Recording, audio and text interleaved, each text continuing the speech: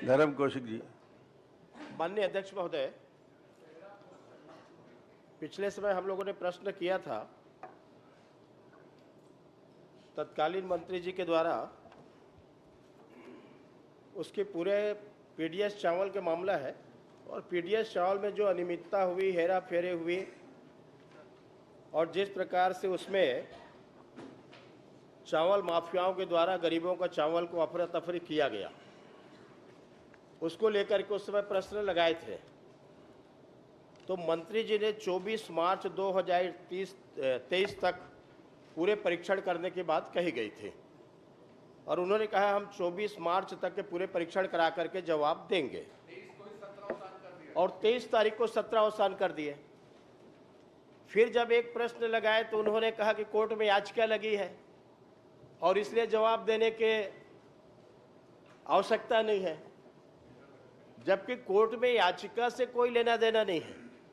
यदि कोर्ट के द्वारा स्टे प्रदान करे तब वो मामले आते हैं कि विचार किया जाए ना किया जाए।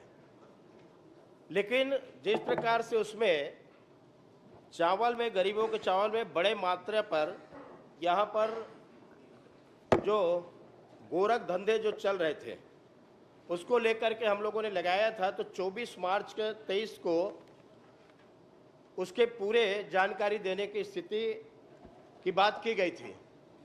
तो मैं माननीय मंत्री जी से पूछना चाहता हूं कि 2024 मार्च 2023 की स्थिति में जो परीक्षण किया गया, तो परीक्षण के द्वारा कितने उसमें अनियमितता पाई गई, कितने सस्पेंड किए गए, कितने निलंबित किए गए, कितने एफआईआर किए गए, तो कितना उसमें शार्टेज मिला, ये थोड़ा सा मंत्री जी बताएंगे। मंत्री जी, सिस्टम विधानसभा का ये पहला प्रश्न है और पहला दिन है और जो प्रश्न कर रहे हैं वो पूर्व में विधानसभा के अध्यक्ष रहे हैं, तो जवाब बहुत अच्छे से आना चाहिए। जी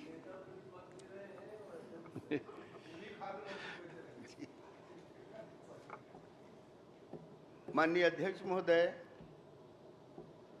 माननीय विधायक जी के द्वारा पूछा गया है कि हकीकत में माननीय अध्यक्ष महोदय, पूर्व खाद्य मंत्री के द्वारा इसी विधानसभा में 17 मार्च को जवाब दिया था। प्रश्न क्रमांक था 844, जिसमें 24 मार्च तक स्टॉक सत्यापन की कार्यवाही पूर्ण कर ली जाएगी, ये जवाब दिया था माननीय अध्यक्ष महोदय। लेकिन 24 तारीख तक के ये जो सत्यापन होना था वो नहीं हो पाया।